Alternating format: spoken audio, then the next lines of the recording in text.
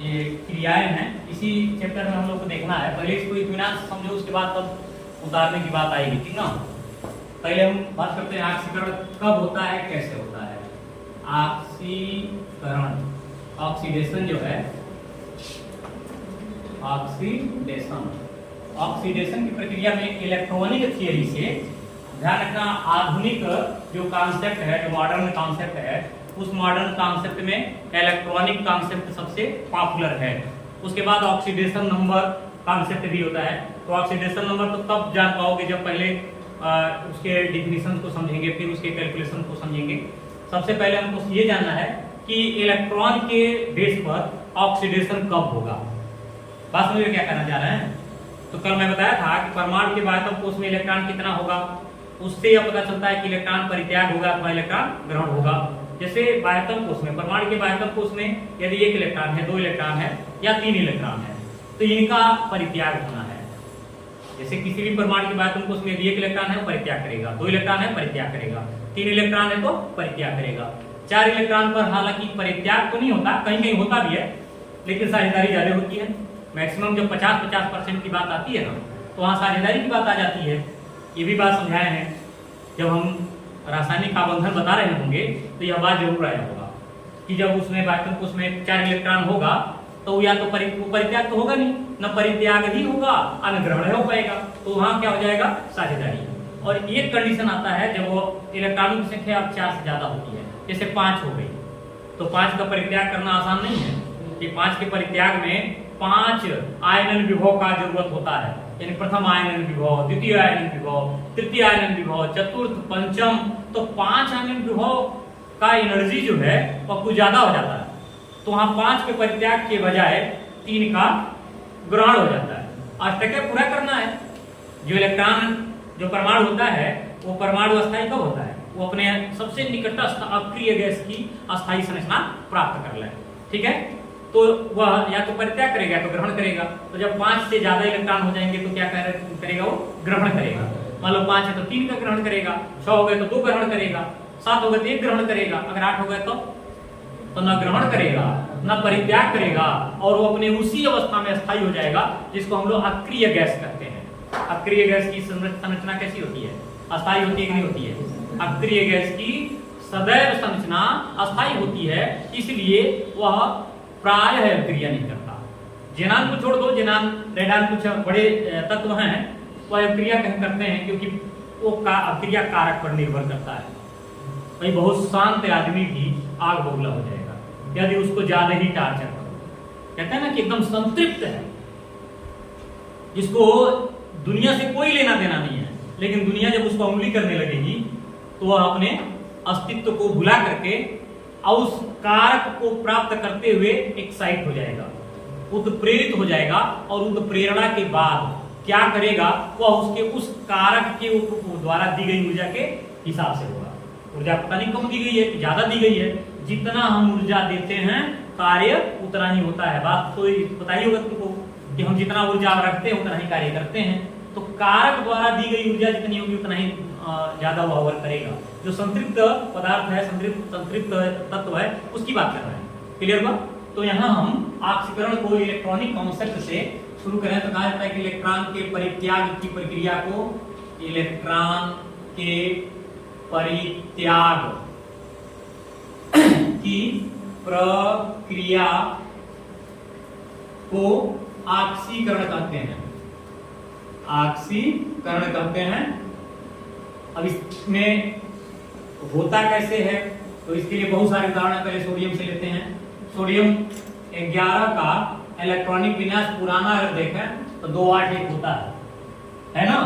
2 8 में 1 इलेक्ट्रॉन परित्याग करने लायक है, तो हम इसमें से 1 इलेक्ट्रॉन यदि परित्याग करें तो यानी पर एक आवेश चढ़ जाएगा, 1 इलेक्ट्रॉन यहाँ पर परित्याग हो जाएगा, यहाँ होगा परित्याग। अगर यहाँ परित्याग हुआ तो क्रिया ऑक्सीकरण की हुई कि नहीं। तो भाई सोडियम के बाद पोटेशियम उसी ग्रुप का है 19 वाला, इसमें 2 8 और 1 की स्थिति होती है, उसमें भी से 1 इलेक्ट्रॉन निकलेगा, और पोटेशियम के 1 इलेक्ट्रॉन के परित्याग से 1 धनावेश चढ़ेगा और 1 इलेक्ट्रॉन परित्याग हो गया, परित्याग यहाँ से कर रहा है। इसके बाद कैल्शियम, अब ये नहीं लिखेंगे, इतना जानकारी हो गया।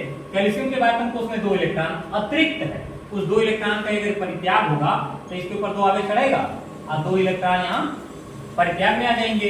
एल्यूमिनियम याद करो, एल्यूमिनियम हालांकि ये इतना आसानी से परित्याग नहीं करता है क्योंकि एल्यूमिनियम थोड़ा निष्क्रिय तरह का, बहुत ज्यादा सक्रिय धातु नहीं है तो धातु ही, लेकिन बहुत सक्रिय धातु नहीं है, यानी अस्थायी धातु है। तभी भाई धातु तो धातु होता है, अपना इलेक्ट्रॉन तो परित्याग करेगा ही करेगा। ये अपने बायतन कोष से कितना इलेक्ट्रॉन परित्याग करेगा? 3, तो Al पर चढ़ जाएगा 3 और 3 इलेक्ट्रॉन का यह परित्याग प्रदर्शित करेगा। यानी ये जितनी प्रक्रिया अभी सामने दिख रही है ये सब के सब क्या है? ऑक्सीकरण की क्रिया है। कहीं खाली धातुओं में ही ऑक्सीकरण होता है क्या? नहीं, अधातु में भी होता है, लेकिन उसके आयनिक रूप में होता है। जैसे अधातु अपने परमाणु के रूप में ऑक्सीकरण की क्रिया संपन्न नहीं करते, वो पहले आयनिक हो, मान लो पहले से इलेक्ट्रॉन ग्रहण किए हो पहले से, तो जब वो इलेक्ट्रॉन ग्रहण करेंगे तो भाई जब वो परमाणु के रूप में जाना चाहेगा तो परित्याग तो करेंगे ही करेंगे। जैसे ये तो सब धातु हम लिखे हैं, आधातु में Cl पहले ही से माइनस है, जब पहले से माइनस है ये बताओ जब परमाणु के रूप में जाना चाहेगा तो Cl होना चाहेगा तो अपना एक इलेक्ट्रॉन यहाँ परित्याग नहीं करेगा, परमाणु हो गया। ये पहले आयन था, इसको कहते हैं आयन, क्योंकि ऋण आवेश है तो ऋण आयन। पहले ही से आयन ये ग्रहण किया हुआ, इलेक्ट्रॉन ग्रहण किया हुआ है तो उस कंडीशन में परित्याग करेगा।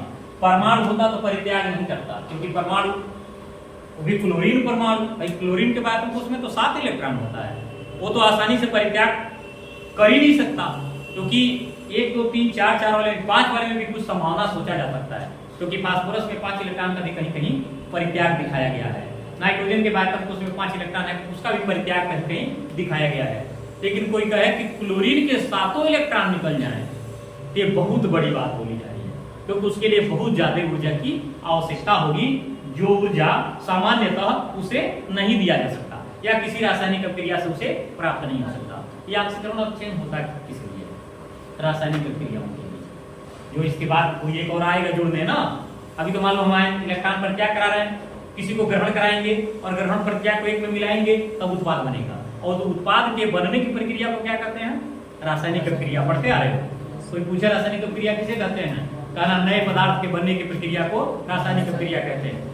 और बढ़िया और बड़ा बना के अगर बोलना होगा तो कहना कि अभिकारकों के आपसी अभिक्रिया के फलस्वरूप नए पदार्थों के बनने की प्रक्रिया को रासायनिक क्रिया कहते हैं। कहोगे यहू से बड़ा बोलना हो तो बोलना अभिकारकों के परमाणुओं के कोलिजन के द्वारा प्रभावी टक्करों से उत्पन्न उत्प्रेरित या सक्रिय ऊर्जा के प्रभाव से प्रभावी टक्करों के संपन्न होने के बाद जब नए उत्पादों का निर्माण होता है तब उसे रासायनिक क्रिया कहते हैं। कहेंगे इतना बड़ा कौन कहने जाएगा? वह कहेंगे कि नए पदार्थ के बनने की प्रक्रिया को रासायनिक क्रिया कहते हैं। आसान है ना? ये सबसे छोटा है। जैसे बढ़ा चढ़ा के बोलने के बाद वाक्य बढ़ जाता है, निचोड़ वही निकलता है, सारांश वही निकलेगा। तो मान लो हम Cl वाला लिए, Br वाला भी ले सकते हैं। पहले से Br एक इलेक्ट्रॉन लिया हुआ है, कहीं से ग्रहण किया। क्वेश्चन तो मन में आ रहा होगा कहां से ग्रहण किया होगा, तो कह रहा है इलेक्ट्रॉन जो खाली हुआ है इसको पहले से दे दिया।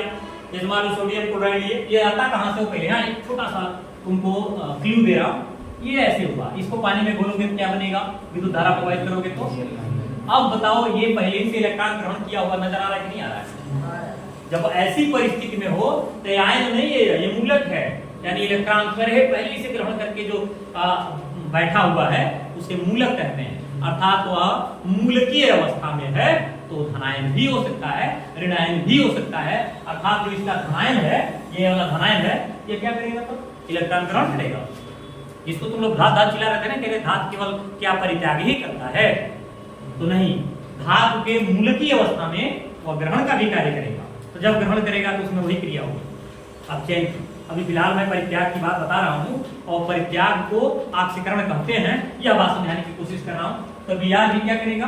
परित्याग करेगा और अपने परमाणुक अवस्था में चला जाएगा। इसको ऐसे लिखा जाता है, हमेशा यही रूप में जाता है, ये भी इसी रूप में आएगा Br2, ठीक है, +2 इलेक्ट्रॉन। इस तरह से होता है। चाहो तो परमाणु के रूप में भी लिख सकते हो, लेकिन वो अस्थायी नहीं होगा, बड़ा कम समय के लिए बनता है, क्योंकि किसी भी पदार्थ का नवजात, जैसे हाइड्रोजन है ना, H2 और 2H दोनों एक ही चीज है, लेकिन जो 2H है वो बहुत क्रियाशील है, नवजात हाइड्रोजन H2 एकदम अस्थाई है, यानी यह गैस हो गया, अणु हो गया, वो दो परमाणु था, यह सिर्फ एक अणु हो गया। इस तरह की स्थिति बनती है इसमें। तो ऑक्सीकरण में इतना हो गया। अपचयन की बात थोड़ा सा करते हैं, दोनों एक साथ मिलाना है। अपचयन किसे कहते हैं? रिडक्शन। इसमें होता है परमाणु या परमाणु समूह द्वारा, परमाणु द्वारा ही कह रहे हैं, लेकिन यह परमाणु या परमाणु समूह दोनों हो सकता है। परमाणु या परमाणु समूह द्वारा इलेक्ट्रॉन ग्रहण करने की प्रक्रिया को, परमाणु द्वारा इलेक्ट्रॉन ग्रहण करने की प्रक्रिया को क्या कहते हैं? अपचयन कहते हैं। हो गया। जैसे अब यहां पहले Cl को ही लेता हूं। Cl पहले से इसके बाद हम उसमें कितना इलेक्ट्रॉन मैंने डिसाइड किया है? 7। तो एक इलेक्ट्रॉन ग्रहण करेगा, अष्टक पूरा कर लेगा। तो ग्रहण करेगा तो यही इसके ग्रहण को दिखाते हैं, यानी ये तीर के पहले ही प्लस कर देते हैं। और इस कंडीशन में हो गया ग्रहण, और बना क्या लिया? Cl minus. Br ये इलेक्ट्रॉन ग्रहण करेगा और ग्रहण करके क्या बना लेगा? Br minus. ऑक्सीजन है, ये 2 इलेक्ट्रॉन ग्रहण करेगा, क्योंकि वैक्यूम तो उसमें कितने इलेक्ट्रॉन होता है? 6। 2 इलेक्ट्रॉन ग्रहण करेगा और ग्रहण करके क्या बना लेगा? O double minus. नाइट्रोजन याद करिए, 3 इलेक्ट्रॉन ग्रहण करेगा और 3 इलेक्ट्रॉन ग्रहण करके क्या बना लेगा? N पर 3 ऋणायन। फास्फोरस में भी यही हाल होता है। फास्फोरस 3 इलेक्ट्रॉन ग्रहण करके और ये बनाता है P माइनस, यानी फास्फोरस 3 बार माइनस। ऑक्सीजन के समूह का होता है सल्फर। सल्फर 2 इलेक्ट्रॉन ग्रहण करके क्या बनाएगा? S double minus sulphide ion. तो इस तरीके से यह ग्रहण की प्रक्रिया पूरा का पूरा अपचयन कहलाती है। अब तुमको याद होगा कि जब ऑक्सीकरण करने वाले और अपचयन करने वाले तत्वों को एक साथ रखेंगे तब जाकर के उत्पाद बनेगा। ऑक्सीकरण और ऑक्सीकरण करने वाले तत्व एक साथ क्रिया नहीं कर सकते। अपचयन करने वाली जो क्रियाएं हैं एक साथ कभी संपन्न नहीं हो सकती। अर्थात कभी भी रासायनिक क्रिया संपन्न होने के लिए क्या होना चाहिए? दोनों पक्ष होना चाहिए। समझ लिए ना? गाड़ी के एक के तरफ 2 पहिया लगा करके भी गाड़ी को नहीं चला सकते, जबकि गाड़ी के दोनों तरफ एक एक पहिया लगा करके तब उस गाड़ी को सरका सकते हो, चला सकते हो। जैसे क्या कहना है? 2 पहिया लगाए लेकिन एक के तरफ लगा दिए, चलेगी गाड़ी? तो दोनों तरफ लगाना पड़ेगा। यही हाल यहाँ भी है कि ये 2 पहिया है, दोनों एक के जैसा रहेगा, एक तरफ रहेगा तो अब क्रिया नहीं होगी। या तो अपचयन या तो ऑक्सीकरण। यह अकेले कभी क्रिया को संपन्न नहीं करेगा। तो कहेंगे तो क्या होगा उस समय? उस क्रिया को कहेंगे ऑक्सीकरण अर्ध क्रिया कहलाएगा, अपचयन अर्ध क्रिया कहलाएगा। जब दोनों को आपस में मिलाएंगे तब पूर्ण क्रिया होगी। तो किसी भी रासायनिक क्रिया को पूरा होने के लिए क्या होना चाहिए? ऑक्सीकरण को अपचयन के साथ मिला होना चाहिए। तो जब यहाँ अब यही इतने में इसको कंट्रोल कर दे रहे हैं, ऑक्सीकरण प्लस अपचयन जब आपस में मिलते हैं तो कौन सी क्रिया होती है? अभिक्रिया पूरी होती है, ठीक है ना? पूर्ण अभिक्रिया कहेंगे, पूर्ण अभिक्रिया। इस पूर्ण अभिक्रिया को कहते हैं रिडॉक्स अभिक्रिया। हिंदी अंग्रेजी दोनों में इसको ऐसे कहा जाता है। रिडॉक्स मतलब रेडारिडियोस हो गया, आक्स हो गया, तो कहने के लिए तो ललका बैल हो जाएगा, वो नहीं कहेंगे। रिडक्शन और ऑक्सीडेशन, ये दोनों एक साथ संपन्न होगी ना तब जाकर के क्रिया पूरी होगी। और इन्हीं तरीकों से तब रासायनिक क्रियाओं को या तो संतुलित किया जाएगा और या तो उस रासायनिक क्रिया में ऑक्सीकारक और अपचायकों का चुनाव किया जाएगा। अब चूंकि टाइम लिए थोड़ा सा और समय ले लें, लोहा गर्म है इसलिए क्या तुम्हारे दिमाग में ऑक्सीकरण घूम रहा है, अपचयन घूम रहा है। जितने ऑक्सीकरण करने वाले यहाँ पद दिख रहे हैं इन सबको अपचायक कहते हैं। समझो क्या बोले हैं? जितना ऑक्सीकरण संपन्न कर रहे हैं इनको ऑक्सीकारक नहीं कहते, इन्हें अपचायक कहते हैं। सभी धातुएं अपचायक होती हैं, सुनते आ रहे होंगे। सभी धातुएं अपचायक होती हैं। क्यों?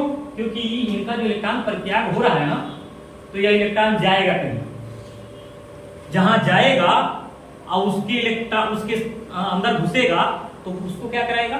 ग्रहण कराएगा ना। जब ग्रहण कराएगा तो उसमें कौन सी क्रिया संपन्न होगी? अपचयन की, यानी इसके वजह से वहां अपचयन की क्रिया संपन्न होगी, इसलिए इसको अपचयन करेंगे। अब नहीं समझ में आया होगा, आ गया। यानी यही पूरा समेट के अरे नीचे में इन लोग का एक के बार नाम रख दे रहे हैं अपचायक, क्योंकि तुरंत भुला जाओगे। अपचायक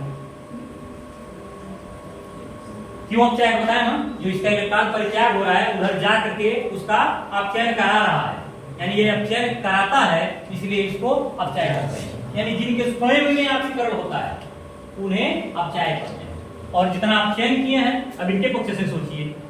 जब यहां सोचोगे कि इसका इलेक्ट्रॉन कहीं से परित्याग करा रहा है, भाई जो इसके पास इलेक्ट्रॉन ग्रहण हो रहा है वो कहीं न कहीं से इलेक्ट्रॉन परित्याग कराता होगा ना, यानी इसकी वजह से कहीं इलेक्ट्रॉन परित्याग होता है। तब इलेक्ट्रॉन परित्याग होता है, क्रिया कौन सी होती है? ऑक्सीकरण की। तो उस ऑक्सीकरण की क्रिया को जब हम वहां संपन्न हुआ मानते हैं तो इसका मतलब है इसकी वजह से उसकी ऑक्सीकरण की क्रिया संपन्न हुई, इसलिए इनको क्या कहेंगे? ऑक्सीकारक। यानी ये पूरे के पूरे क्या हो गए? ऑक्सीकारक। अब समझ में आ गया? अपचयन जिसमें होता है वो ऑक्सीकारक होते हैं, ऑक्सीकरण जिसमें होता है उसको अपचायक कहते हैं। अर्थात सोडियम क्या है? अपचायक है। पोटेशियम क्या है? अपचायक है। सभी धातुएं क्या है? अपचायक है। और अधातुएं क्या होती हैं? ऑक्सीकारक होती हैं।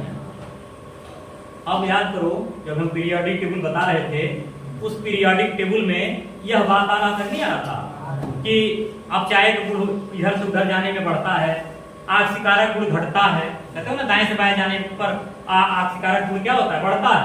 ऊपर से नीचे आने पर ऑक्सीकारक गुण घटता है, तो अपचायक गुण बढ़ता है ना? ऐसा ये यहीं से बात आई है, इसलिए ये चीज तुमको थोड़ा सा आइडियल तरीके से समझना पड़ेगा। तो इसको बता दो।